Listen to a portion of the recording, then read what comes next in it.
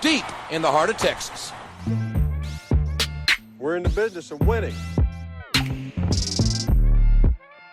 Don't bet against me. I don't bet anyway. Lose your life. Check. Is that better? Do it again. I'm sorry. Am I still too Do it loud? again. Still too loud? No, you're good. Okay. No, that's good. Can you just talk regular? Yes. Say Dirk Nowitzki is the greatest. Yeah, Dirk of all Nowitzki time. is the greatest player of all time. Okay, that's good. Okay. All right. That's funny. All right. I guess just to go over it again, we'll just go over the starters, the bench, and then just the competition of the field and how well they're going to do. Gotcha. So any last concerns or anything before we go live? No, that's okay. All right. I'm going to start streaming now. And I'll just talk into it.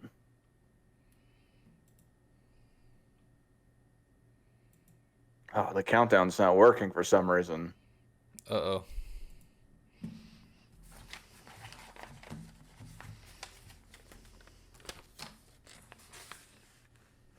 The countdown's not working. Sad Michael Jordan. Anyway. Sad Michael Jordan. That's funny. All right. We are live with Michael Jordan Fans Are the Best. And we have NMB Sports here again. And we're going to be talking about a preseason.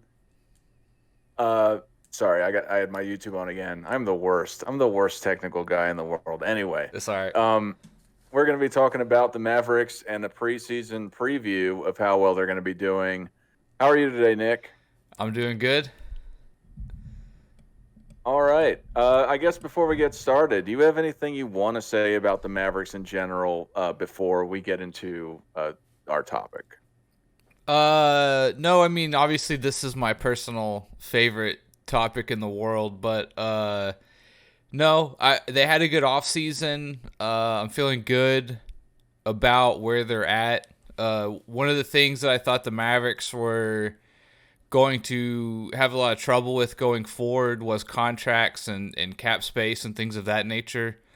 And they really did some things in the offseason that has kind of changed the trajectory on some of those things. They finally got a guy or two in the offseason that they were going after.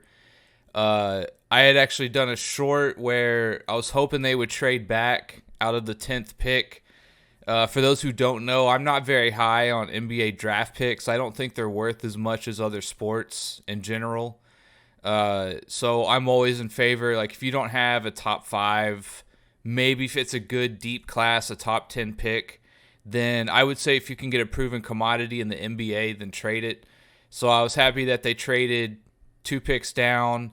They got rid of Davis Bertans, who was a massive contract liability. He probably had the worst contract in the league, if not, top 2 or 3 worst contracts in the league. Got rid of him. We adjusted the front. Addressed the front court a little bit with our draft picks with Lively and Omax. We got Grant Williams. We did some good things this offseason. I think having Kyrie Irving in Dallas makes us, in other players' minds, makes us a bigger destination place for free agents or other players. Kyrie Irving is definitely a guy a lot of players like. He definitely seems to not make a lot of enemies in terms of other players. So I think that's going to help Dallas. Luka is Luka. So I have high hopes. Last year didn't end too well, but at least we got some good offseason sort of dominoes fell for us because of it, like where we drafted and what we did with that, etc. But I just want to make the playoffs, to be honest. That's kind of the base floor, but that's what I'll start off with. Is I feel like we had a good offseason. We've done a lot of things. The future looks good. If it all blows up in our face with Kyrie and Luka, then oh well. You'd roll the dice on those two guys 99 times out of 100. So but I'm feeling good about this year going forward overall. Yeah, and we'll get into the weeds about it real fast. I just want to address the chat. Hey, Michael. Hi, chat in general. Tim, Nick, you're saying hi. RC says they should have went after John Collins, and Michael says they'll be 53-29 this year. And then Uber person, welcome Uber person. MJ is not top 100 because Tug told me take that. So, with that being said, welcome all, and I hope you enjoy the show. And yeah. the first... So real quick, I looked at John Collins I love the Mavericks. I get into the weeds about him. I looked at John Collins. I didn't really see he has a massive contract, by the way. So I didn't really see anything that I liked that we were going to give up for him. So I'm actually kind of glad we stayed away from John Collins, to be honest. He's a good player, but I just didn't see, like, when you actually, one thing I'm learning a lot about, like, doing podcasts for sure on my own about the Mavericks is the salary cap and contracts. Like, there's a lot of stipulations and ins and outs and fine print and how the money works in the NBA. So it's one thing I've learned a lot about is, like, you have to make it work in a way, which is why Bertans was so frustrating because no one wanted his contract, right? We kind of got him in that trade with Kristaps, Porzingis, and Dinwiddie. So he was kind of like a package deal, had to take him. But yeah, like, one thing I've learned a lot about is trying to make the money work. And I remember looking at Collins, and he didn't seem to make a whole bunch of sense at the time, if I remember correctly. Yeah. So, but getting into it, and I get what you're saying, and I'm not all the way into the weeds with it. I know that they've been making a lot of moves over the last couple of years, and I guess for my take with the Mavs up front is I'm kind of disappointed, to be frank, about getting Kyrie and then just how they did so poorly after that. I'm not high on Kyrie in general. Obviously, he's a great player. I do think he's overrated in general, though, for how effective he is, especially really after leaving the Cavs, particularly with the LeBron Cavs. I really think he can't be the leader, and he just needed somebody to drive into that. But one guy that I was just talking about, and that we can just get into it real fast, Luka. What do you think Luka's importance is to the Mavs? Do you think he's overrated? And do you think that he can get it done as the leader of the Mavs? Definitely. I definitely think he's a franchise player. I'm happy to have him 100%. I think he can get it done. He's still, people forget how young he is. Like, he's been playing pro ball essentially since he was 16, 17 years old, 15 years old, I think. I definitely think he's built for it. I'm not sure. There's not a whole lot of guys who control the tempo and the pace of the game, especially on offense, the way he does. They're very, very few and far in between. Even a lot of the greats don't really control the half court he does, right? Like the way he does. So I definitely think he's good enough. Obviously, the stats are there. The skill set is there overall. He's got to get healthy. He's got to stay in shape.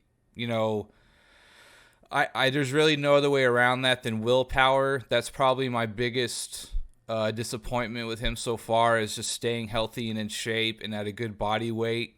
The competitive nature is there. I think he has the clutch gene. I think he has the will to win. He wants to win. I wish he would stop complaining to the refs so much. I think that's the staying in shape and the complaining to the refs are definitely my two kind of pet peeves with him. Disappointing. I don't know if he's been disappointing.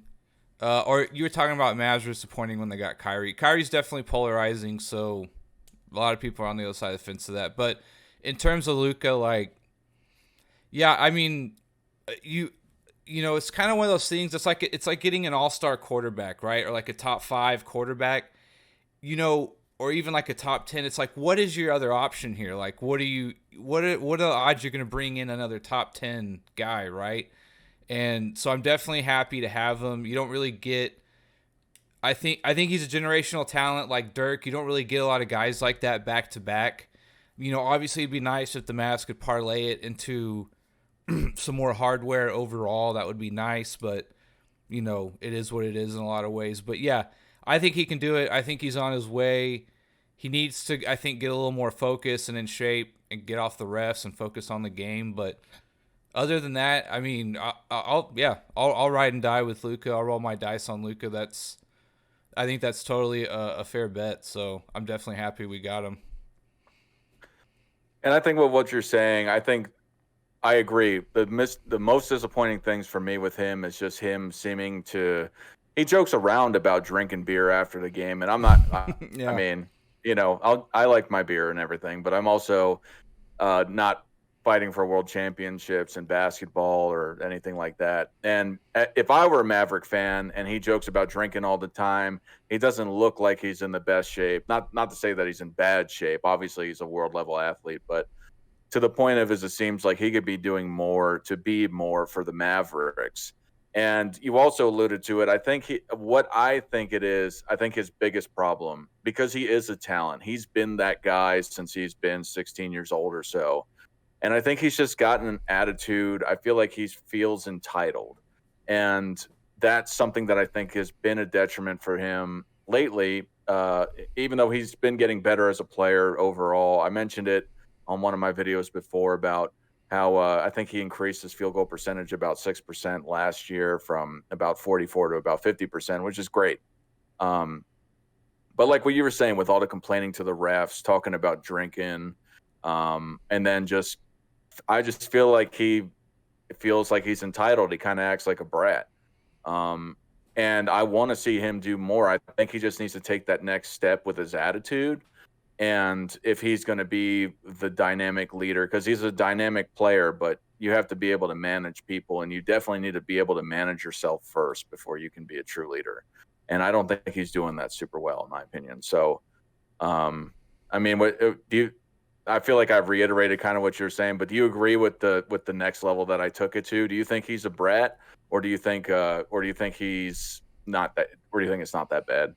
I don't know about brat, because he is really competitive. I mean, he is as good as he is. He's earned what he's earned, right? So I don't know about brat or entitled, but I understand what you're saying. Like he's expecting the call. If you mean it, he feels entitled to foul calls, and absolutely 100%. There's no doubt about that. I compare Luka to Shaq in this one way only, is that they're both very physical with how like they bump and sort of poke their way to the hole, right? They can be very hard to officiate, and a lot of times it's kind of hard to say is Shaq initiating more contact than what he's taking a lot of times. That can be really hard to kind of judge in the moment, and I think he does play very physical. He does bump a lot. He does look for contact. And I think, in his mind, he's thinking, I'm drawing the foul. I'm getting a lot of contact here. And he doesn't get it, a fair amount of the time. He does get frustrated. It gets him out of the game. He'll be lollygagging back while the other team's, fast breaking the other way. There's definitely some very frustrating things with the way he approaches the refs and the officiating. 100%. Like there's no denying that Luka can come off a bit like a crybaby sometimes, and perception isn't always reality, but this last season or two were definitely pretty bad. It was pretty frustrating to watch, right? So I can't push back too hard on that. But yeah, and the thing is, and the other part of that is the diet and things like that. Like if he wants to win a championship, like this is the toughest, league in the world, right? Despite what Noah Lyles says or whatever, like this is the best league in the world. Like this is where the best play. Like you can't just be in shape for half the season. You have to be in shape when the playoffs hit, right? And you have to be able to go to a game 7, play 38, 40 minutes or what have you. And Luka's not there yet with that. So we'll see. Yeah, and I agree. And I just to be clear, I think he's got the talent to be that guy. And he is that guy in a large capacity. But what I mean by that guy is to be the face of the league, a championship winner, multi-championship winner potentially. I just feel like he needs to take that next step. Real quick before we get to the next player and address the chat real fast, Do you think that he's going to get better this year? And do you think he's just going to be better for the team overall? And I'm going to ask this for all the players. Luka. Yeah. He's one of those guys, like, he's always at such a high output. It's kind of hard to say if he's going to get better every year or if he's going to be better next year. I would think playing a whole season with Kyrie, that's got to account for something. And, really what I would hope is he just becomes more efficient. I'm hoping Kyrie brings the ball up a lot more often. I would like to see more pressure taken off Luka to be kind of considered to do everything. So, like, if I was a betting man, I would probably say it's under, right? I mean, he's averaging almost near a triple-double, right? I mean, so it's hard to say if he's going to do more with another superstar for a whole year. As a betting man, I would probably say less. It'd be nice to see his efficiency go up and his assists go up. That would be, if we do a lot better, if we're top 4 in the West and his numbers go down, obviously I'll take that trade, right? So his numbers, I think, will probably hover around the same overall, but if they dip a little bit, I'd like to see the efficiency go up at least. And hopefully, other guys on the team are clicking or Kyrie stepping up or something like that. Yeah, absolutely. I think his efficiency will get better. I think his numbers will drop, but I think in total he'll become a better player. But numbers don't always reflect that. Let me get to the chat. Oh God, starting to. Let's see. Uber says, love your channel. I hope to do a video with either of you in the future. I do some research that I would love to talk about. Uber, you can always email me at michaeljordanfans@gmail.com and let's talk. Tim Nick says, wow, previews are so hard to do, man. Uber person, Tim Nick, Tug is a genius, of course. We all know it. RC, best thing about Luka is that he's gotten into even better shape. His defensive side of the floor needs to also improve. Michael, Kyrie is strange. Uber person Galaxy comes from the outer space. That is why he doesn't understand MJ. Yeah. Hopefully Josh Green and Jaden Hardy will be able to take next steps. If not, always y'all have Grant Williams for now. Jokic needs to stop flopping. I think it's safe to say that Doncic is not MJ. Yeah, I mean, I think MJ's better. RC says, who else cries like Luka? Karl Anthony Towns. Crying for calls occasionally is cool, but all game long you're whining. Austin Rivers says Jokic is going to retire in 6 years. Maybe. Doncic tries to get many foul calls and he argues with refs. There might be a mental issue there. I don't know. I don't know about mental issue. Yeah, but still, it's definitely. I like I said, I think he's.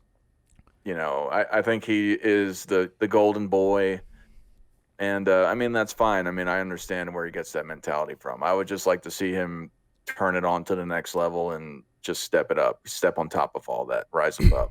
Yeah, one thing I will say about Luka that I really like compared to Dirk, and this is hard for me to say, but Luka does play with a chip on his shoulder, right? I mean, he does play. As the kids say, he plays with a little bit of that dog in him, right? He is very chippy, and as much as I hate the whining to the refs, that's just kind of how he has to play. You kind of have to take the good with the bad a little bit. I like the change of pace from Dirk. Dirk was so quiet. And yeah, he used to complain a little bit early on in his early days too, but he definitely was not as like braggadocious or anything like Luka is, right? I definitely am liking the change of pace, a little bit of the I mean, it's already legendary when he talks about how the Suns are talking shit when they're up and then he ends up coming back and just absolutely flame throwing them in game 7, right? I mean, the stuff like that is definitely really cool to watch. Dirk in his own way, it was cool to watch him methodically in his own head. You could just see him, right? But Luka's a lot more outward projecting. I definitely do like that, right? And with that might come a little bit of the crying to the refs a little bit, right? So I do like I do like that he barks a little bit though. I will say that. Yeah, and I get that. I get that aspect of it. I get where you're coming from. The next guy we're going to be talking about is Mr. Flat Earth himself, Kyrie Irving. So I guess the first question is, do you believe in the flat Earth? I am not. I'm a globe. I'm a globe believer. I'm old You're school, I guess. you're a globist. Oh my God, I can't believe Yeah, you. I know. I'm from the old way of thinking. um, what do you think about Kyrie? I know you're talking about him being polarizing. However, do you think that this can work? Do you think this can fit with the Mavs, or or what's your idea behind this Kyrie pairing, particularly with Luca and just the team in general? So on the court, I'm not gonna lie, I still have a few reservations. I think it'll work. You just think in a the wonderful thing about basketball, right, is like, at the end of the day, your job is to throw the best five guys out on the floor, and they've got to make it work between them and the coach, right? So I mean, overall, my heart says it can work. Thinking about the fact they're both two kind of dominant ball handlers. Luca at this point in his career, definitely more so than Kyrie, probably for this team, right? But still, the fact that they kind of play from the same angles, right? They dominate the ball a lot. That worries me a little bit, but I think Kyrie. I think people know this is Luka's team. I think they'll make it work. I don't think they would have brought Kyrie in if they thought it was going to jeopardize Luka in any way. So I do trust the Mavs organization from that point of view. Also, the one thing about Kyrie, right, that why I think it'll work, or I want it to work, or this kind of thing is also like the bigger picture is that Dallas has really whiffed on some like big free agents in my lifetime. I feel like they've done decent at drafting and they've done decent at signing some veterans here and there. And they've made it work, right, with Dirk. But the one thing about having Kyrie, I kind of mentioned it earlier, is it does make Dallas more of a destination, right? Guys love Kyrie. Luka's up and coming, right? This day and age in the modern NBA, right? It is a lot about networking and friends, and this guy knows that guy. It is a lot of that, right? We brought in Nico Harrison, the GM who used to be part of Nike, and he knows a lot of these guys, and he's already pulled off, I would say, more than I expected him to or thought he would. I've been very impressed with him so far. I've always been on the side of, if you can stay pat and maybe just get incrementally better, or roll the dice and see if you can get lightning in a bottle, or get to the top. I've always been a fan of rolling the dice, as long as you're not just completely mortgaging the next 20 years of your franchise or something, right?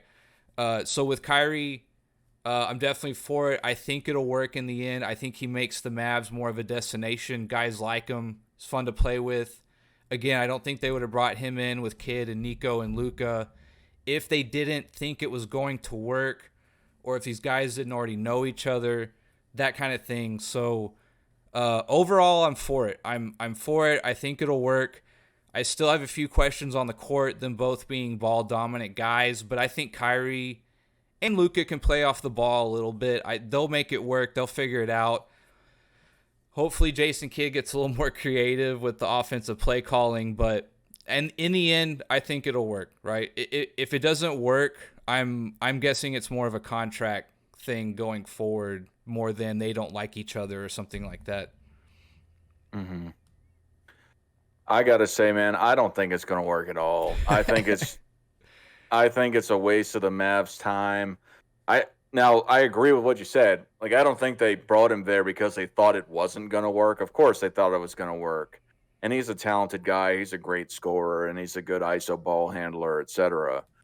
I just don't think, like you said, they're two ball dominant guys. I think last year there's some crazy usage number, like like the usage number for both of them was like over 70% for the whole team.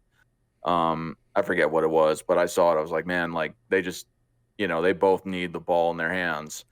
And it was just way over the top, in my opinion. But I've heard people say they want to go and play with Kyrie. However, all those guys that ended up doing it, it all just fell apart, particularly with the whole New York experiment. So I get what you're saying. I really think that's all dead and gone. I think that he's ostracizing himself from the league, uh, at least in the media, in the marketing aspect of it. He does not have a good reputation. I'm sure there are people that still would like to play with him because he's an amazing basketball player. I just know that well, I can't think of the word right now. He's kind of weird, eccentric. There you go. He's kind of eccentric. So I just don't think it's going to work, man. I think there's going to be personality clashes and just the play style isn't complementary. I think it's just contradicting. It's either you need one guy or the other. I feel like most people's worries are kind of with off the court stuff with Kyrie, and like that's totally understandable. And if that stuff worries you, like you're not wrong for it, right? But again, I'm willing to roll the dice if we can get him at a discount or something like that, because in the media and kind of an outward looking in view, people don't really like him. And fair enough, by the way, he's done some controversial stuff, right? I guess like, you're a professional ball player. You might play with some weird dudes, but your job is to win at the end of the day, right? And winning cures all. And that's my thing. Like, let's roll the dice, man. Like, what do we have to lose? Again, he comes in. If it doesn't work out, it doesn't work out, right? It's one of those things, but I don't think it's going to be that big of a deal. I'm hoping, the COVID stuff's behind us. So I'm hoping that doesn't rear its head. You never know. But I'm hoping at least that part's over. And then you just got to hope he, hey, just kind of, can you tone it down for, at least during the season, right? Can you tone it down or something like that? But I guess me personally, that stuff just doesn't, I'm focused on the game, right? Let's roll the dice. Like, if we can get another all-star here for Luka, then let's do it. Yeah, and I get the whole aspect of gambling for it. And, if you're going to gamble on somebody, he's a guy that you want to gamble with. However, I don't think it's going to pan out. It might. Who knows? Who am I? When you say it won't pan out, do you just think they won't win a ring? Well, yeah, I definitely don't think they're going to win a ring. And I will give my season prediction when we get to how well they're going to do at the end of it. I don't want to jump the gun on it. Gotcha. But yeah, so I mean, gathering from what you're saying before we address the chat, do you think he's going to be better as a Maverick this year? Kyrie Irving? Yeah. I think he is. I think he will improve. You got to think a year in the system, another year, another summer playing next to Luka or what have you, another training camp, whatever it is. I would think he has the opportunity for the biggest adjustment, I think.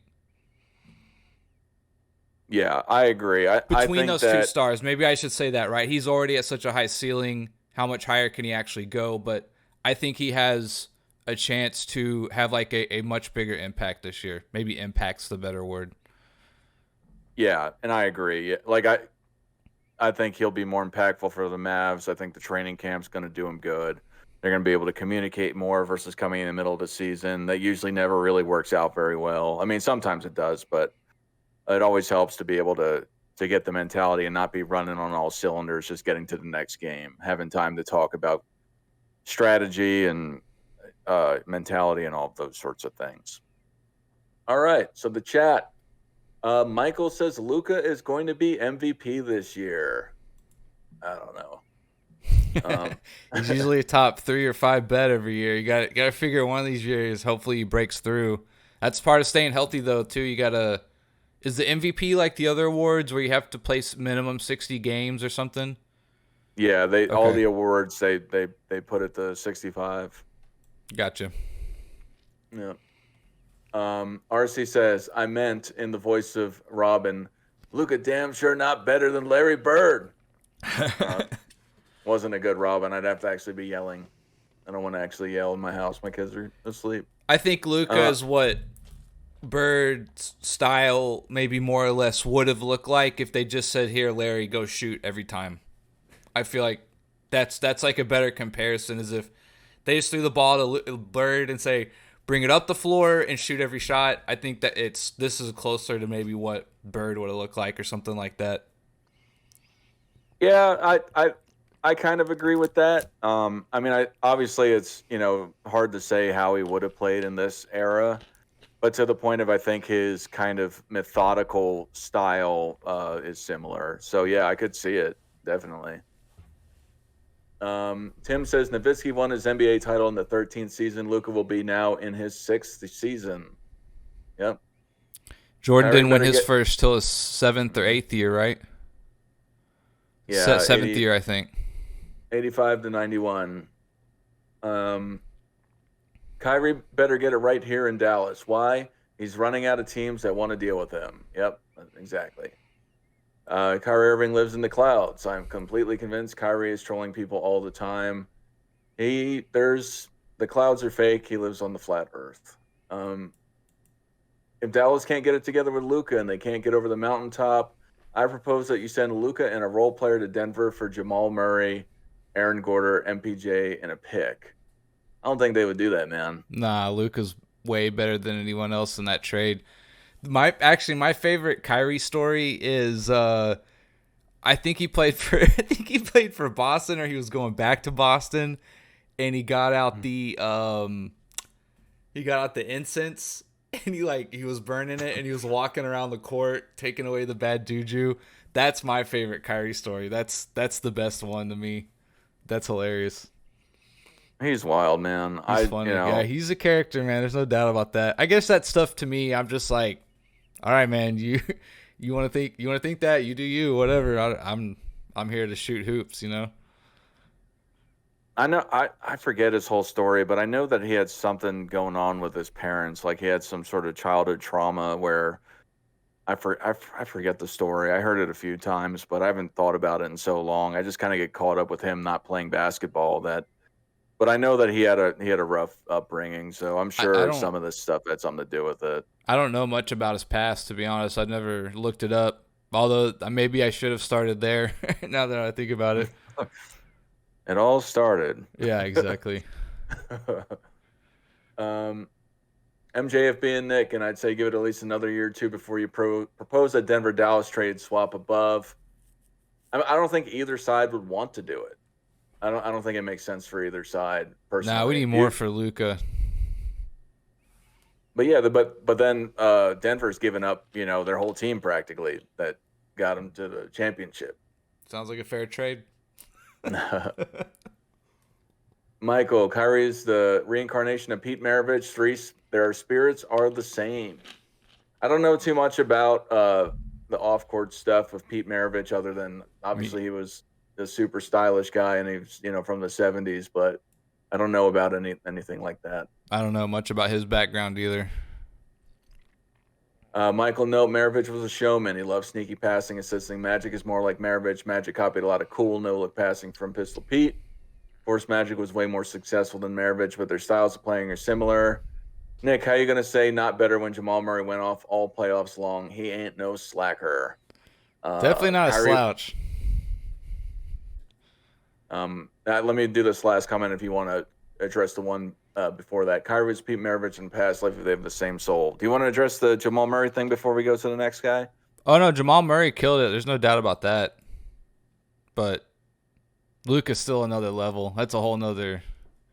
That's like a franchise-altering player.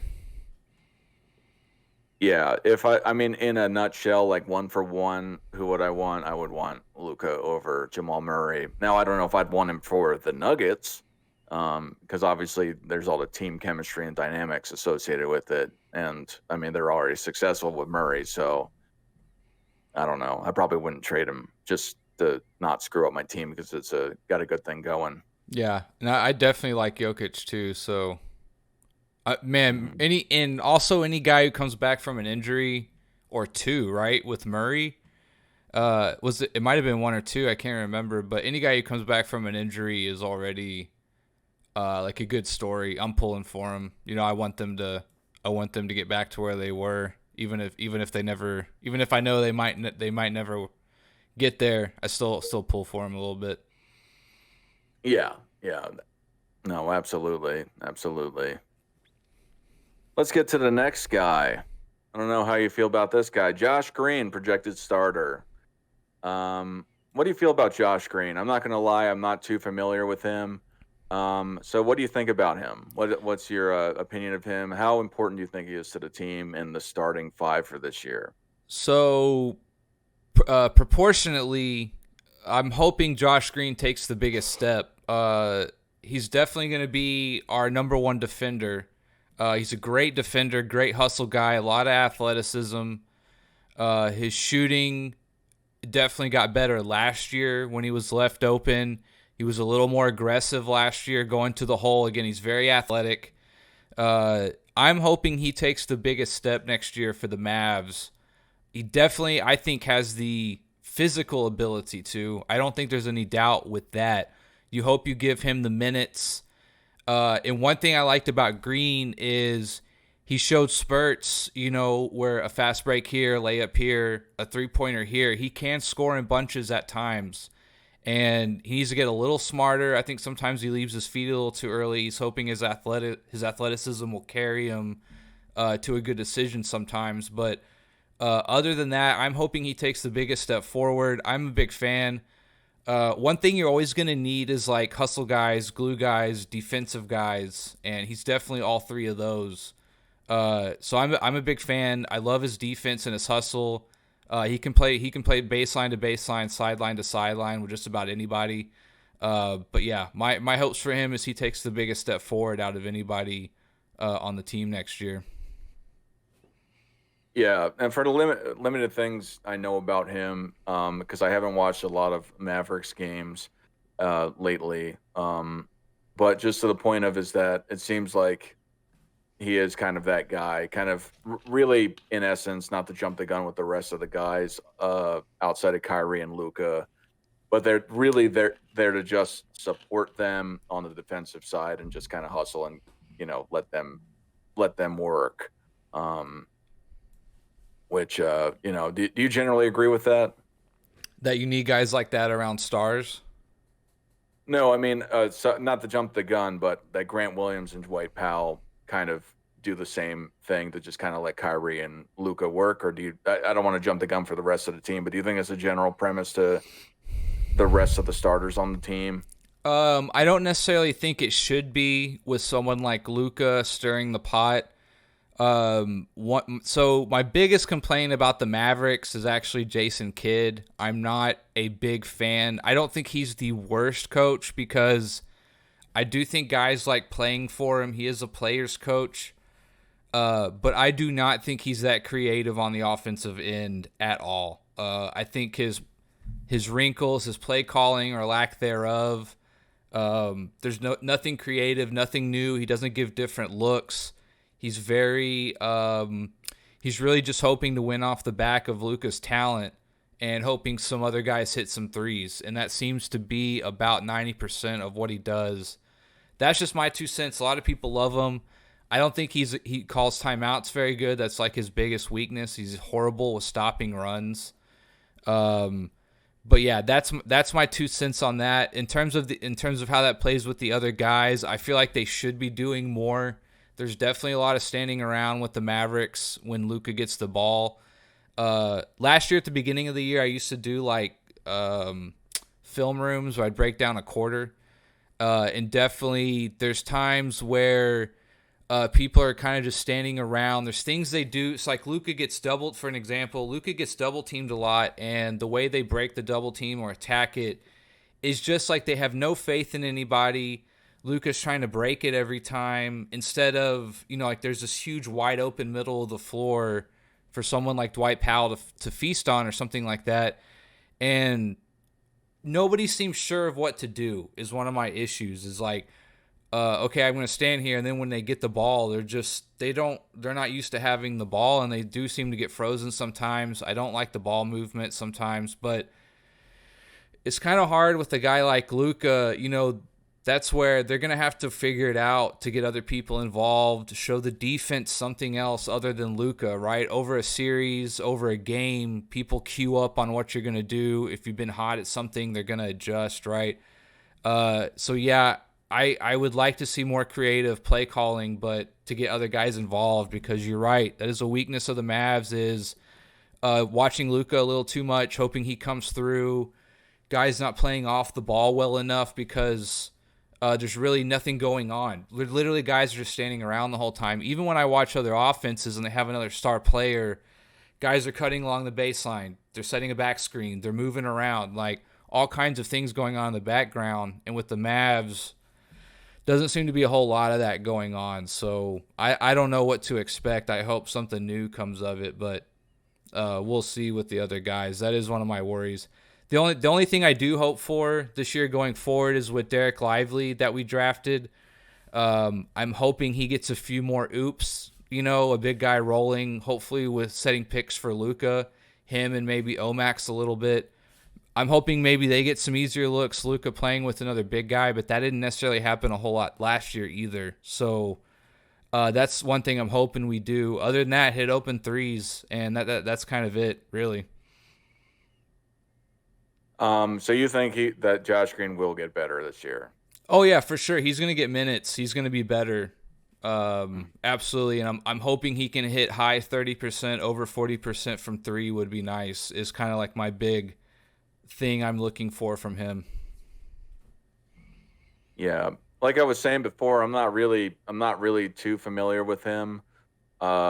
And I hope that it happens, that they're able to get. I'm going to give the benefit of the doubt and say that the training camp and all of that will help paint a better picture of how the offense is going to be run.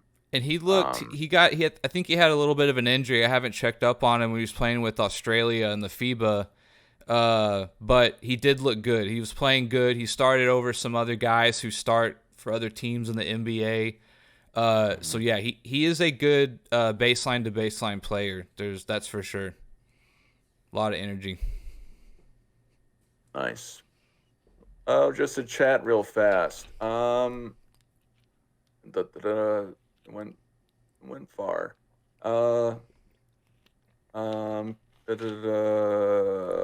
Why Murray versus Luke? Oh no. Pete Maravich thought aliens were going to take him from Earth in the 70s before he became a Christian. That's interesting. Yeah, I'm not surprised. Probably doing acid or something. Why Murray versus Luka? Was there officially trade talk rumors? No way. Cuban's getting rid of Luka. Absolutely not. Yeah, I don't think so.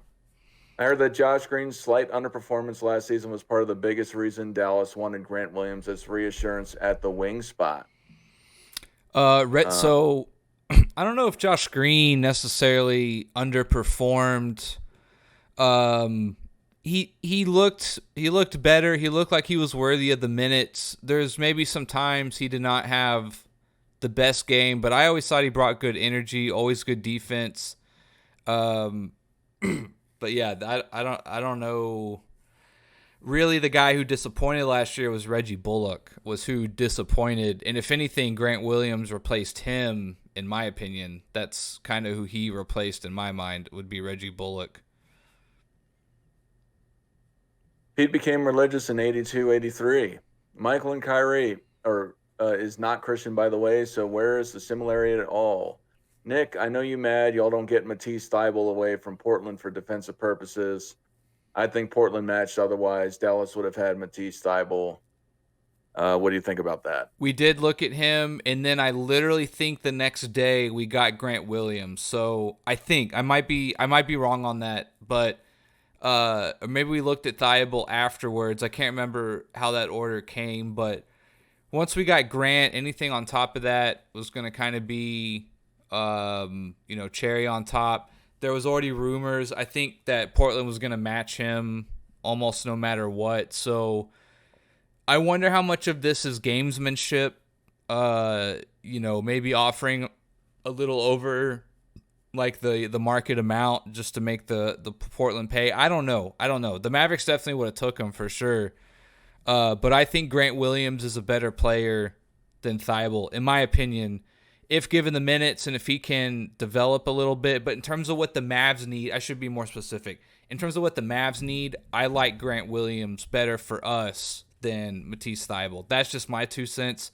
We need his shooting, his perimeter shooting, more than what Thybulle can offer. So that's just my 2 cents on that. I do remember Portland match for Thybulle. We didn't get him, but I want to say we got Grant Williams like literally the next day, and so I was happy, right? I was kind of upset we didn't get Thybulle, but then we got Williams. So I think Williams fits a little better into what we need, in my opinion, playing off Kyrie and Luka. Michael says he will become one later, I think. Michael, you're funny, man. You think Kyrie will become a Christian someday. In my opinion, they are not similar. Tim Nick, Pete did not become a Christian until later in life. Michael, yeah, but how can you say that Kyrie will go to the same route as Maravich? Can't predict that. At Tim Nick, I just put a random trade proposal together. Michael says, I think he will. His personality is very similar to Pete. The next guy, you just brought him up. Grant Williams.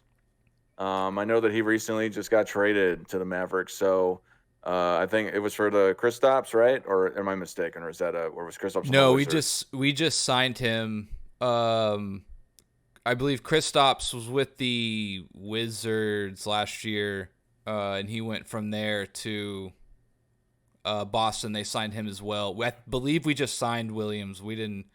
I can't remember. I should have looked this up. I think we just signed him though, if I'm not mistaken. And we got him for like 3 years, $12 million, which I think for him is good money. I think that's good value in terms of him. So I was really pleased with the signing of Grant Williams. Yeah. And Boston. So I forget, is it because they had 2 Williams. They had Robert Williams and Grant Williams, right?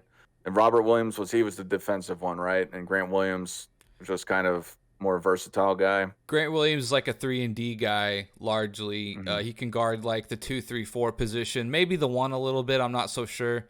But he's a good, versatile defender. He's averaged, I think, about 40% from the 3 the last year or 2, something like that. He's a really good outside shooter.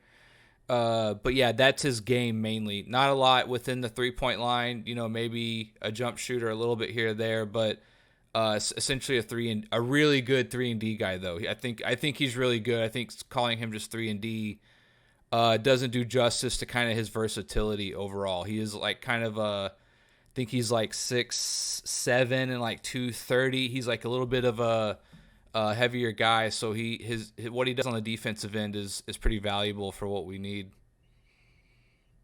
Do you think that him playing in Boston is the experience that he had there, that's going to help the Mavericks, or do you think that has anything to do with his skill set? Do you think the culture of Boston is impactful to players that come from there of recent years? Well, do you just mean like playoff experience overall? Yeah, just experience, the culture there. Just they've been winning for they're not winning the championship, but they've been making decent playoff runs for quite a long time.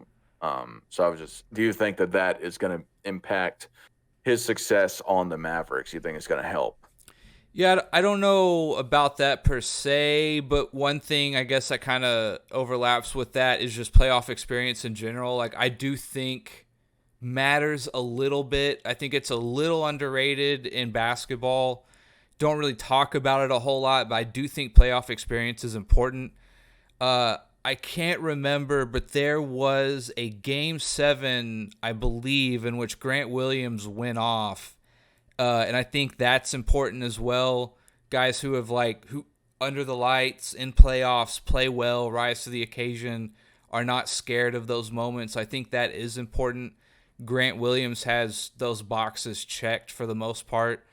Again, he hasn't played necessarily a ton of minutes, so we're going to see how him and Green react to playing a lot more minutes. But him and Green are the 2 guys. Well, I have 3 guys in mind, but him and Green are the 2 guys that I think have the biggest opportunity to take a big leap here. And there's a 3rd guy, but I don't think he'll get as much minutes, but I'm hoping he will do good with those minutes. But I look for these 2 guys to essentially hopefully do the most with the new minutes that they're going to be given this year. Yeah, and I think that being on a team like Boston is going to help with the Mavericks' success overall coming up into this season. Obviously, if it integrates well, who knows? There's so many dynamics to being on a team. Maybe they're just going to think he's, a jerk. You know what I mean? Maybe he's gonna have a different attitude than everybody else, and it's going to affect the team. But who knows? But if I had to say at face value, I think his experience with Boston is going to be very helpful. And yeah, I always get confused between him and the other Williams. But I guess the other Williams is the short defensive center. Yeah, and someone in the chat was asking if he was a bench player. He did come off for the Celtics, but you're talking about a pretty talented backcourt. So I think he plays like small forward, shooting guard are the main two positions he probably plays. So yeah, he's a bench player in Boston, but he'll probably, I think, end up playing the I guess him and Green are going to be competing for those 3 minutes. So we'll see what happens. Okay, so you're gonna say better for the team. I'm gonna say better for the team. Yeah, absolutely. Yeah. All right, we'll go through the chat before we get to the next guy. I would say he's starting caliber in the NBA, though. I would think on some lesser teams. Yeah. Michael says Grant Williams is underrated pickup. Tim Nick says, "Wow, the new Mike Tyson." I don't know where that's coming from. Did you see anybody say anything about Mike Tyson in there? Mike Tyson, no. Okay, yeah, I'm confused about that. Grant Williams is a hard-nosed defender, a bit undersized, but he plays like rhinoceros in a closet. I think it was a good get. And Williams, dude, I never heard of him. Bench player, right? Yeah. Yeah, I would think it's probably a good pickup. Yeah, because he wasn't a starter, but I mean that Celtics team was deep. Yeah, he was the one guy I wanted in the off season, and we got him. So I'm happy with it for sure. I think we got him at a good price too. Yeah. One thing people need to keep in mind is over the next few years, the salary cap's going up a decent amount. So if I was an owner or manager or something, I would be saying spending now is probably smart, and we're going to get more cap space in the next 5 to 10 years here, or every year it's kind of going up every couple years. Apparently, there's a new agreement, right? They're trying to get to, so like I think the idea would be to spend now on guys. If you like this guy who you think's a really good role player, overspend a little now will save you 5 years from now, right? Or something like that. Yeah, I think his contract something like 10 to 15 million. I know a lot of these guys outside of Kyrie and Luka, I think there's 3 or 4 of them that have in between 10 to 15 million. So that's not too bad to what you're saying, because there's a lot of guys out there that I think I forget who it is. I think somebody's getting paid $60 million this year, which is crazy. Like over the last 10 years, it's doubled. That's crazy, yeah. But the next guy we're going to be talking about, Dwight Powell. So what do you think about Dwight Powell? I understand him to be a kind of a hustle rebounder, kind of more of a rebounder and just kind of like dunker. Yeah, I mean, there's nothing wrong with Dwight Powell, but he shouldn't be starting games for you is our problem. He's supposed to have a really high IQ. Everyone loves him. Hustle guy, like you said. Good character. He's one of those guys, like he's good for your locker room kind of thing. Versatile 4 or 5. Man, he was really athletic. He still really is before I think he tore his Achilles or his ACL. I can't remember. But he had a big injury a couple years ago. So he had even a little bit more bounce than he does now. And even by now standards, he's still really athletic. Leaves a little bit to be desired. Not necessarily the best offensive touch. Good hustle on the defense. Maybe a little undersized for what you would like him to do. He's kind of stuck in that in-between of like a big power forward or small center kind of thing. if that makes sense. He just seems there's not like a good to great role that we have for him or that he can necessarily fill, right? He took less money to stay with us this year over the Rockets, which was big. You like to see that, when you're trying to pay guys, any million or two you can save is obviously nice. So it means he likes playing here. I don't blame him a whole lot, right? Why would you leave Dallas to go play Houston? I mean, I know we did both miss the playoffs last year, but all things considered, Dallas is probably a playoff-worthy team in most people's eyes at the very least. Their ceiling's probably pretty high, so I don't necessarily blame him for not wanting to go to Houston, who's in total rebuild mode right now. But yeah, I mean, I like to have him on our team. I don't like to see him starting, if that makes sense. That's what I think of Dwight Powell. But he's been on our team forever, it feels like. So he's a bit of a hometown favorite. So I like him, but he can't start for you, in my opinion. Yeah, and that's kind of the impression that I got. I know that he's been on the team for a while. Even in this GIF, he's Nowitzki's still on the team, and he's on the team. So that was like 4 years ago, 5 years ago when they retired. Yeah, 4 or 5 years ago. By now, it seems like yesterday. So I know he's been on, and that's how I always remembered him, as kind of like that hustle rebounder and dunker, kind of a utility guy in that aspect. I guess I wouldn't think that he would get much better. I mean, I know he's in his early 30s. He is who he is at this point. Yeah, I think they're just filling him in to do his job, is to get some boards and get some easy buckets. But I can see how he's starting. Like, would I want him over any other center in the league? I don't know. He would definitely be at the bottom of the list that's starting, or somewhere near the bottom. Maybe there's one or two guys here or there. Yeah, but we're gonna kind of have, I think, like a front court by committee this year, which the Mavs have done for a while now, right? There's not exactly a whole lot of true big men left, but between Lively and Omax, Dwight Powell, there'll be a few guys that we kind of roll out at center. You're kind of hoping that they can just collectively give you a decent game, right? So that's kind of where Dwight Powell fits in as well. Yeah. No, I agree with that. So you would just say kind of the same. Do you think he's going to make the team better, or do you think do you think it's just kind of do what he always does? Yeah, the best thing I can say about him is hustle, and he's a good locker room guy. Everyone likes him. Apparently, I wouldn't know, but apparently he's got a really high basketball IQ. So I mean, I think he's definitely good for the team. I like that he took a pay cut to stay here. He's a company man, I guess, or whatever. But yeah, definitely, I want him on my team, no doubt. Even, maybe he's got to fill in, start here and there, injury, nights off, whatever. That's fine, right? But if you're having to pencil him in more than you'd like to, or it's unplanned or something like that, then you're asking too much of him. But yes, I definitely want him on my team and in my locker room for 100%. Absolutely. Yeah, I think he's good for the team in general.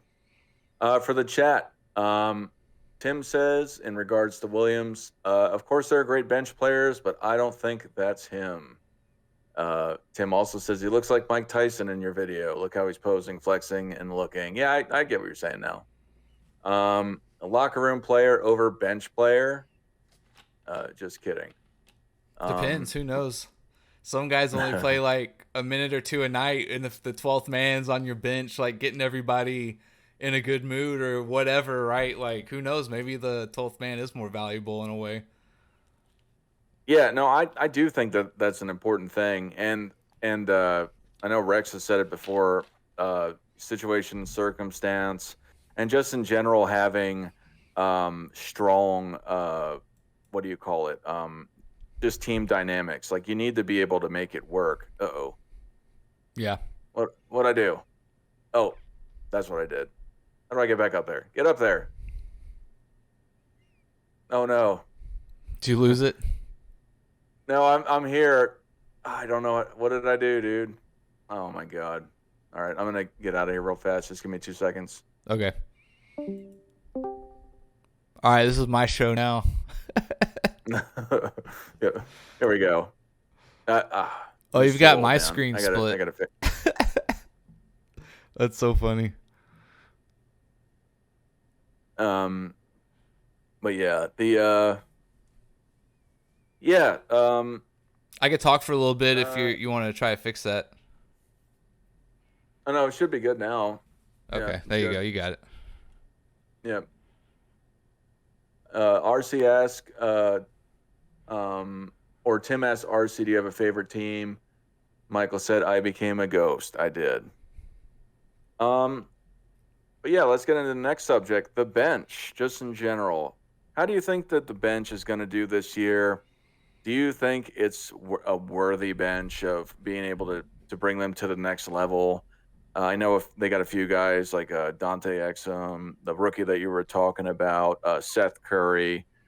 Do you think that they can get it done as the second unit, maybe having Kyrie lead them or Luka or just however they organize it? Do you think they're an effective second unit? Yes, I do. One thing definitely in my lifetime, it feels like the Mavs have, for the most part, had a good bench. I think they're good at finding guys who can do certain things at certain spots and are ready to play at any moment. Just in my lifetime, it feels like that. They've always had a good bench. Now, at the end of the day, basketball, unfortunately, is about top-end talent, right? You have to have top-end talent to ultimately win because they're the guys playing 30-plus minutes a game, right? You might have a good bench, but they're only playing, 10, 15 minutes a night at the most, if you're lucky, right? So I feel like we've always had a good bench. I like our bench this year. I think we're 8 or 9 players deep, which is good.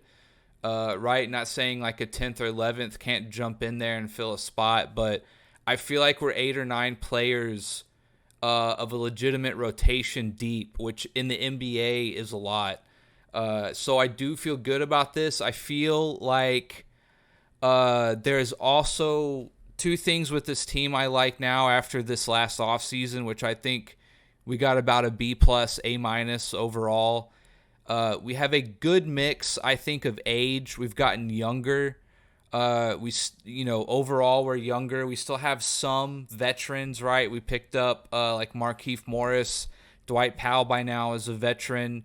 There's definitely Jason Kidd in his own right probably almost feels like a veteran player, and he's definitely a player's coach, right? So I think there's just enough mix of age here, and also I think there's enough minutes to be fought for between the guys we drafted and the fact that Tim Hardaway Jr., Josh Green, a lot of these other guys are going to be fighting for minutes, I feel like, as the season progresses. After Kyrie and Luka, everything's kind of up for grabs in terms of playing time. Ultimately, I feel like, we probably have guys that we're going to go to, but as the year goes on, like, there will be plenty of opportunity for a third or fourth guy to step up, and I'm not sure who it'll be. And there's maybe 6 other guys I think it might be, and I like that feeling, right? You figure either as a collection, we need you guys to help Luka and Kyrie out, or one or two of you will take that next step. And I feel like something like that will happen, and we'll find out. Again, young guys, Jaden Hardy, Lively that we drafted, Grant Williams is only in the league 3 or 4 years. Like, there's plenty of a core here of someone to step up and get the opportunity. Playing against 2 of the best guys in the league, right? You're not going to get a better opportunity than this. I feel like 1 or 2 guys will step up, or as a collection, 100%. I think there's some opportunity here for sure, some guys to show out for sure. So yeah, I'm pretty excited about our depth this year overall. Absolutely. Yeah, I know by name at least. On paper, it seems like it's a good bench. And I just wonder how effective they could all work together. It's the same thing with just the team aspects of everything. And I know that you're more familiar and, they're your team. But with recency, and I know that there's, there's obviously been changes with pickups over the last season. I'm just curious how that transition is going to be from not even making the play-in last year. If they're gonna be able to make it together, make it happen with these new pickups and some of the guys that were on the team last year. If they're going to be able to make it work. Yeah, I mean, historically, Luka makes the playoffs, right? I think he's just that guy, right? Or he's that good. He will make the playoffs, or whatever team he's on will make the playoffs. You would just, historically speaking, in basketball, right? Teams with players that good, him and or Kyrie, like, they will make the playoffs, right? So that's, if they don't make the playoffs this year, I will be in a sad state of affairs. But I'm fairly confident that they, and hopefully not a play-in game either, like, make the playoffs. Mm-hmm. With that being said, there's only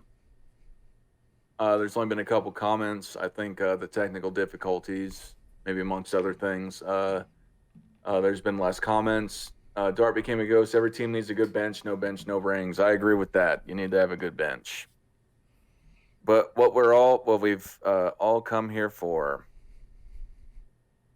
how far do you think that the Mavericks are going to get? Do you think they got a chance to win the championship?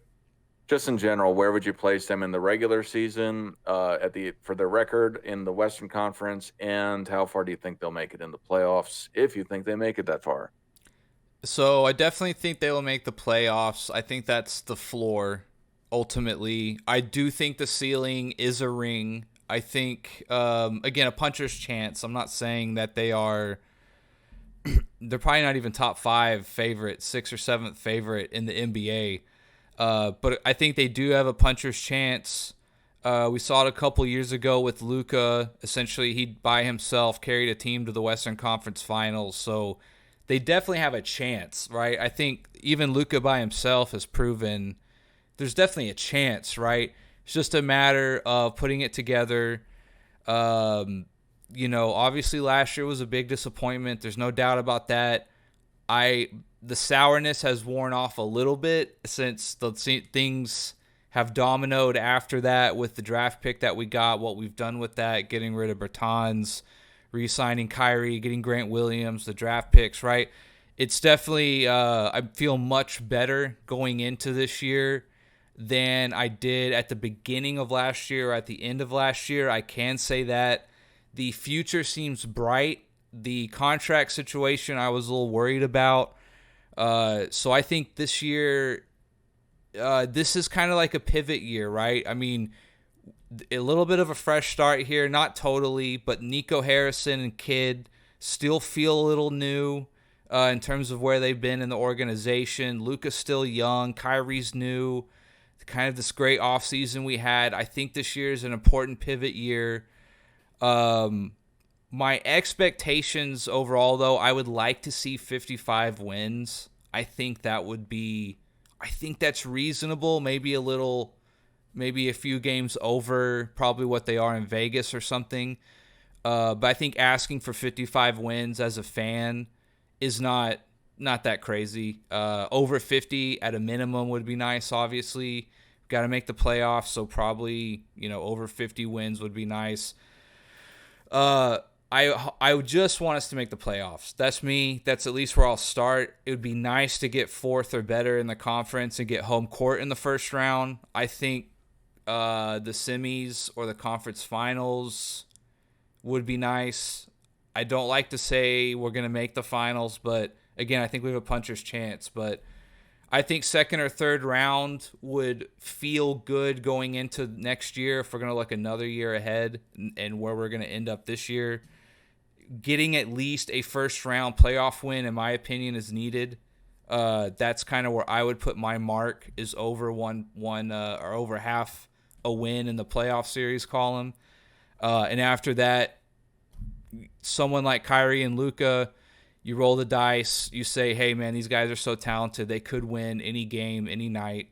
And maybe you catch fire at the right time, and we see what happens. But one playoff win is ultimately where I'm at right now. You're going to hate me, man. I'm not going to make the playoffs. No! Dude, I don't think they can make the regular playoffs. Like if they do, they're 6th seed. I don't think they're better Yeah. than the Lakers, the Warriors, the Nuggets. I don't think they're better than the Grizzlies, the geez, I think we're better than the Grizzlies. what are they called? The other team with Donovan, the Jazz. I don't think they're better than any of those teams. I mean the thing is that they did so bad last year. I know that they got all these other guys coming in, and I think it's going to help. But I really don't think that their ceiling is past 6th, and I think they're more likely to be a play-in team somewhere in between. I think probably around 6 to 8, if I had to guess. Yeah. But I think The thing about last year, watching it, right, is we gave up a lot of late fourth quarter leads, and we did not do very well at free throws, right, which is crazy to say in the NBA, but I don't feel there's some big flaw with why we missed the playoffs last year. Just think it might have been a little bad juju. I don't know, tanking, who knows, right? I'm not here to say, but I feel like the changes to get 5 more wins are just a matter of guys just playing better, right? And I know it's easier said than done, but I just feel like a lot of our wins last year were a little fluky, you could say, looking back. But that's just my 2 cents on that. yeah, another team I forgot to mention was the Suns. So that's 6 right there. Give or take, maybe. I think Memphis and Utah are more comparable to them. But what I'm getting at is that I think they had 38 wins last year, the Mavericks, something like that. It was pretty atrocious, man. And I think really the dynamic with Kyrie and Luka, I just think it's terrible. I don't think they're going to make it work. I think if they're going to make it to the playoffs, they're going to have to get rid of Kyrie. I just don't see it working. You're that sour on Kyrie, huh? Well, either of them. I don't think they work together. So I think that if Luka left or Kyrie left, either one, they would do better. Yeah, Luka ain't leaving, though, that's for sure. Yeah, no, I'm not saying he is. Yeah. I just don't think there's really any chance for them to get any better significantly where they're going to be able to go make a deep playoff run. I do think they can, win the play-in game and get to the playoffs because they just have the talent to drive them there. But when they're actually competing with the better teams in the Western Conference, I just don't think they can do it. And I really think it's going to be rough for them to get the regular season games to even have any sort of a home court advantage. I really don't see it. Yeah, home court advantage would definitely be on the high end for sure. Yeah. Yeah, for me, the highest that I could see them is the 6th seed, and I probably would put them in 7 or 8. I do think that they're going to get into the play-in. I just don't think they're going to be a straight-up playoff team. And, they, depending on who they face, they might get to they might even lose the play-in game. But hopefully I do hope they get better. And I think they will get better. I just don't trust that they're going to get over all these crazy dynamics that they have. Just 2 uber ball dominant guys that essentially do the same thing. I'm exaggerating. I think Luka's better, but to the point of is that they need the ball a lot. They ISO a lot. They'll kick the ball out a lot when they're going on a drive. They're the same guy more or less, except Luka's bigger and better and younger. So I just don't think it works. It doesn't work in my opinion. Yeah, that's fair. There's definitely a lot of obstacles style-wise to overcome. There's no doubt about that. And again, I said I'm not a big believer in Kidd. I like Carlisle over Kidd 9 times out of 10, right? That's me. I think Carlisle's a really good coach, top 10 coach, easy. Kidd, he seems to keep failing upwards. You've heard that before.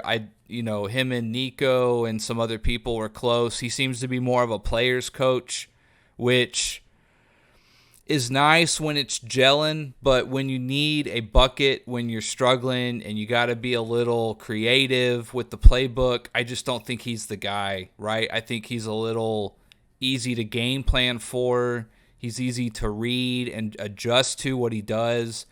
And he's kind of just hoping to pick and roll Luka to a ring. I mean, that's how I feel about Jason Kidd on the offensive end. Defense, he's okay, but offense, man, this is like the problem Magic Johnson I heard had when he tried to coach, is like he's just so athletically gifted and good. He just did what he did, right? A lot of times with Magic, right? You don't really draw up a fast break. I mean, there's some rules and guidelines you follow, but there's no like, it's all on the fly, reading what's going on in a split second, right? There's no kind of X's and O's game plan for that. I think Kidd's kind of the same. Fast break point guard. He's just instinctual, reacts, does what he does. I don't know how much of like a high IQ X's and O's guy he is. You know what I mean? I feel like Rick Carlisle is that more so than not. So I'm not a big fan of Jason Kidd. So if there was one thing I could get a lock on, it'd be to have Jason Kidd be a better coach and adapt and put these guys in the right spot and call the right plays and get it going. But I don't have a whole lot of faith in him to do that. That's probably my biggest worry. So you're right. It may not work out. It may not. But as I said earlier, I'm willing to roll the dice and see. Get me Kyrie and Luka, and let's see what happens, man. It's got to be the best backcourt in the league on paper, right? So we'll see what happens. Roll the dice. Let's go. Yeah, maybe they'll, combine the flat Earth and the real Earth together and just make it work somehow. But yeah, I think with Jason Kidd, but like just a synopsis a summary of what we were talking about. Like you got those two guys, in my opinion, that don't work well together. You got three guys that really aren't integrated into the game, but they do play the supporting role. They get the 3-point shots, they get the rebounds, but I feel like they just don't have a lot of responsibility. I feel like there's question marks with the bench. There's a lot of new guys that come into the game. You have a couple of the guys that were there the last couple of seasons as well. I just don't know how well that's going to work, if you're going to be able to plug and play. And then one thing we didn't talk about, what you brought up, is Jason Kidd. Just, is he going to be able to make it all work together? And the competition on top of it, the Suns, the Nuggets, the Lakers, the Warriors, and then the guys that I'm fine if you think that these guys aren't as good as them, but the Jazz and the Grizzlies. I think all of those teams could have a real shot, like I don't want to say easy, that's an overstatement, but it's a really reasonable thing to say that they just are going to win on paper right now. Yeah, I definitely think the 6th spot is probably a good objective place to put them. 6, 7, 8 is definitely probably where, like, a computer would spit them out at, for sure. But I feel like we underperformed last year. I think this year's a return to the mean. So that's how I feel about it. I feel like between a Western Conference Finals appearance and then missing the playoffs entirely, which one is closer to reality?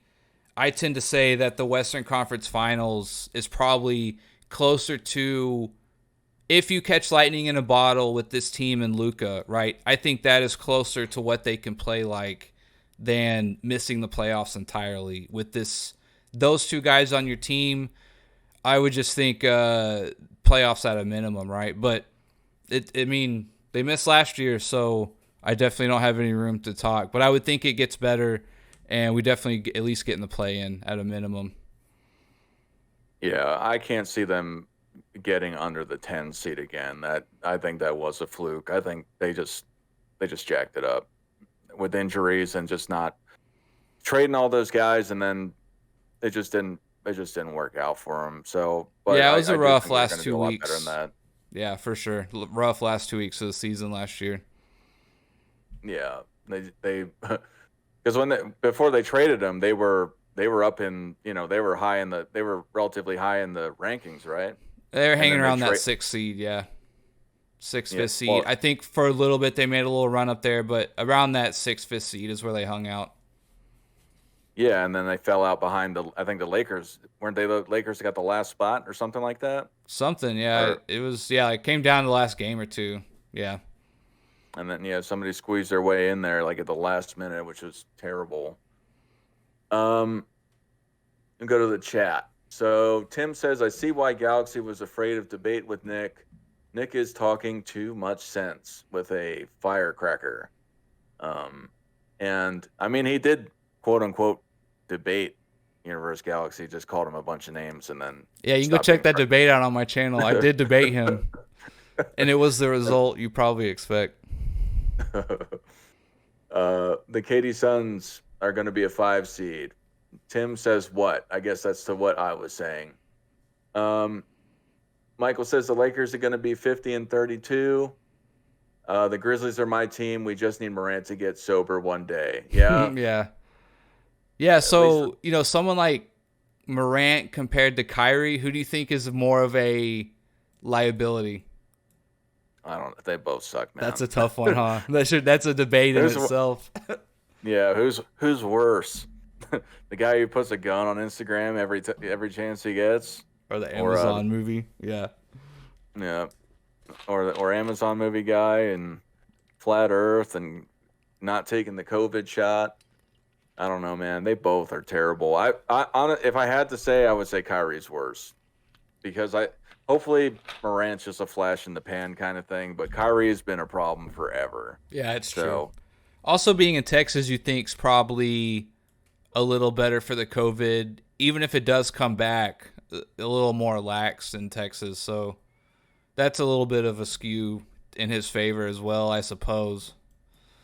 Yeah, I could see that. Maybe they can get away with him not doing it. He just won't be able to travel to New York or wherever if they ramp everything up again. Morant needs a reality check before he ruins his career and life. Yeah, he's just being dumb. He's hanging out with. He is the company he keeps right now. Yeah, he came from like a nice background, which is kind of like the joke for a while. It's like, why are you acting like this? You're not. This isn't you. Yeah. It doesn't make sense to me either. It's ridiculous. Morant is the Mike Tyson of basketball, talented but a cat. I don't know. Maybe Tyson should talk to Ja Morant, talk sense into him. No, that'd be funny if he goes on what is it? I don't want to say All the Smoke, Up in Smoke. What's his podcast The Hot called? Box. The Hot Box, yeah, something like that. I don't. Yeah. And then I've never watched it, but. Oh, I have. It's great. Is it? Okay. Yeah, he'll. I think one of the funniest things is when Little Boozy came on, he was talking all this crap about Dwayne Wade's whatever son, daughter. I don't know the PC version, but situation. And then he's like, "Why are you talking about that?" Because I guess Mike Tyson's daughter's a lesbian, and he's like, "You're gay, and that's why you're mad." And then he said that to Boozy, who's whatever, like a tough guy rapper. And he's like, "You're scared of who you are." And he's essentially like calling Boozy gay on his podcast, and Boozy's like, "Oh, whatever, Mike." Like it's like it was pretty funny. Like if it was anybody else other than Mike Tyson, he probably would have made a big scene. Did you see when Tyson hit that guy on the plane? That was like a year or two ago at this point. Oh yeah. That guy was. I mean, obviously, like it's not. You shouldn't be hitting people. Dude, you want to pick a fight with Mike Tyson, dude? That's on you, man. Like I'm not following you into battle on that one. Yeah, he was hammered, and he was just harassing Tyson. Yeah, and it's like, dude, like he's chilled out a lot, but like I still wouldn't bet that he wouldn't react. At the same time, he came from a really rough background. Yeah. So. But he's a lot more level-headed now. He's not going up stage and that one interview where he's yelling at the reporter after he got out of prison, and he was talking about how he's gonna make him love him without getting graphic. And it's like, yeah, I kind of remember that. Yeah, it's terrible. He's nuts, absolutely crazy. Yeah. Tim says, Michael, wow, good idea about the Mike Tyson thing. Michael says, "I'm surprised kid got another job as coach." I know, dude. That's why he keeps falling backwards or falling upwards into a better gig. Yeah, it was pretty bad. I didn't think he was going to be back in the league either. He was the Bucks coach, right? The Bucks, and he was like an assistant on the Lakers, and then the Bucks, and then there was one other one, the Nets. I know. I give him props though for that. You know that clip where he was out of timeouts, so then he bumped into the waitress. Yeah, I'll give him props for that one. That was classic. Yeah, that was funny. Maybe the Mavs owner instructed kid to lose the last playoffs, or probably it was weird though. Yeah, there's some rumors about that, Tank, because they knew like if we don't make the playoffs, we get a top 10 pick, and I mean that's what I'm saying. Where the sourness has kind of slowly gone away after some of those dominoes fell because we missed the playoffs, right? And you got to figure, we're struggling. Even if we make the playoffs, like, are we? You have to be rolling going into the playoffs. You can't go into the playoffs and turn it on, right? That's not quite how it works. So you kind of hope just the basketball gods are telling us to trust them and things will get better. Yeah. Yeah. I mean, maybe. I mean, it's not like they don't tank, but I think it's kind of weird to just tank at the end of the season. But, I mean, I get it. I mean, you get Kyrie and you're like, oh, well, let me just, make the whole situation better. Yeah, I think it's just usually it seems like they'd plan for it better than that. But, yeah, and don't forget the Mavericks signed Dennis Rodman at the end of his career, and he had a crazy walk away too. Okay, so like this is not without the realm of possibility for the Mavericks to do this. Okay. Yeah. Tug fears NNB Sports. NNB Sports dominated him in the debate. Let's go. Yeah, it was not even a debate. It was Tug saying, So Nick, did you end up watching the debate I had with him? Mine was a little more. No, fuck, I forgot. I think that was like late at night. I immediately went to bed. But yeah, I need to watch it. I have it saved in my emails, like at the top, because I need to watch it. It's pretty. I mean, it's silly. I mean, it's are Michael Jordan fans the best, or are they the worst fans? And and at the time, he didn't hate me, so he wasn't cursing at me or anything. So it's actually kind of a debate. But I mean, to without spoiling a lot of it, he kind of did the same thing where he's like, I don't got enough time to say everything, so.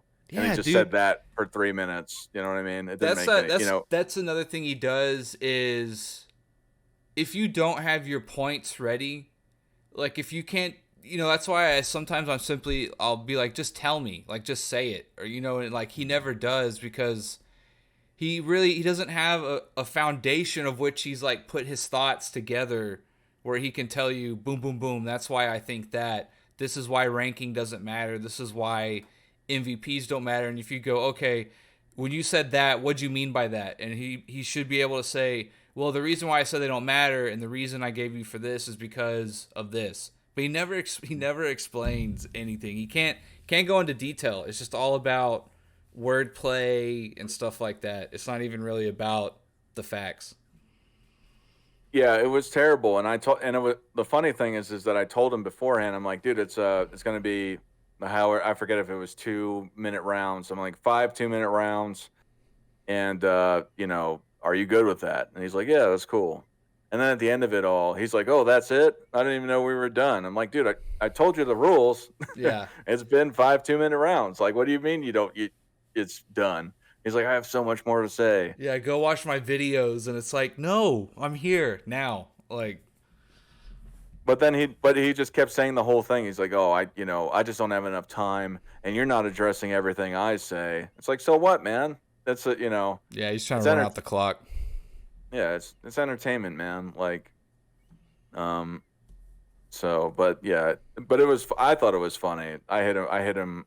Well, I mean, for one, I'm right, but outside of I hit him with some things, and he just really couldn't respond with it. I hit him with one silly line. I thought it was really funny, and I did it on purpose to see how he'd act.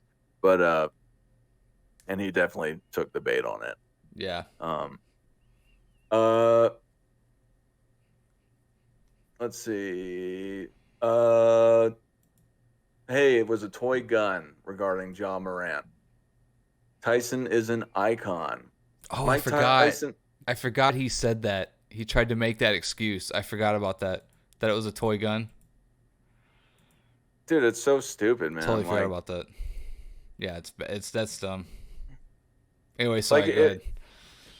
Yeah, like, and even if you want to be hanging out with those guys, you don't got to be, for one, put it on the internet. Two, doing it in public. You know what I mean? Like, all these things, everything he's doing in public, he's doing on the internet. Like, if you want to involve for whatever reason, you've already got all the money, you've already got all the fame. So why are you messing around with that stuff? It makes no sense other than he likes the danger or whatever, whatever he wants sort of to aspect look behind tough, it. like you said earlier about that other guy. Yeah, it makes no sense, and it's just crazy, man. Like, it's so stupid. And He then wants to be about that life, and it's like, no, dude, like, just don't. You got nothing to prove to us. You're just a basketball player. Like, just play basketball, man. Yeah, like who are you trying to be tough for? If any, just hire somebody with the millions of dollars, to go beat people up. That's what most people do anyway. That is true. You're rich and you want to look tough, just hire security. Yeah, they'll beat you up for him. Yeah. You know what I mean? Like, I don't get what he's doing. It's ridiculous. Mike Tyson is still the boogeyman. You don't want to meet him. Mike Tyson is a very nice person. And imagine Mike Tyson debating Galaxy. Oh, that'd be funny. But about what? About Michael Jordan fans? That they're the best?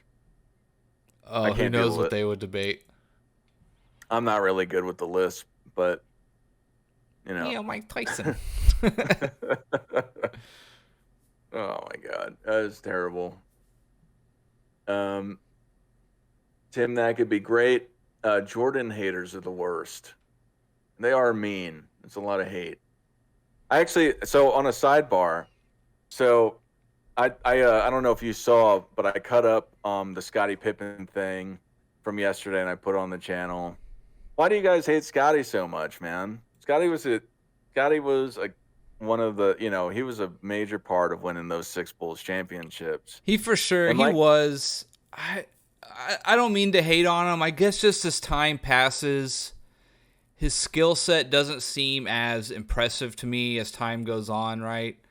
And when Jordan was gone, I really feel like he had a chance to prove how good he was, or, just be, I don't want to say stat patter, but he really had a chance to, like, prove, I can score 28 a game or something like that, right? And yes, the Bulls had a decent record and they did okay in the playoffs. But I don't know, as time passes, I just feel like his game, his skill set does not hold up to a lot of the other greats in terms of what they could do, right? I don't, in terms of those other guys, like, I don't think Scottie can be your best player and you win rings. I don't think he's that caliber, right? And I think the other guys have the possibility of being your best player and winning rings, right? Depending on what's around him, right?